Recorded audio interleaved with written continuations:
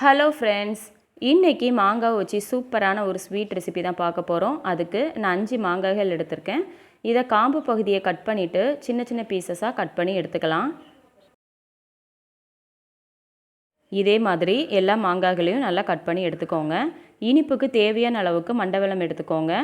இதுக்கு பதிலாக நீங்கள் அச்சு வெல்லம் அப்படி இல்லைன்னா கருப்பட்டி கூட சேர்த்துக்கலாம், நல்லாயிருக்கும்.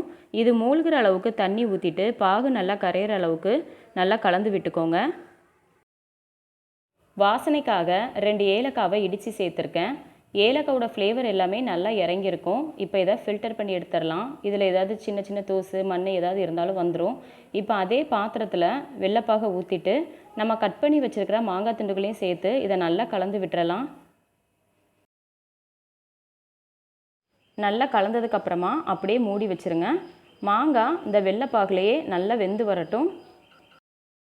இப்போ பாருங்கள், நல்லா வெந்து வந்திருக்கு. ஆனால் இன்னுமே கொஞ்சம் திக்காகி வரணும். அது வரைக்கும் இது அப்படியே இருக்கட்டும்.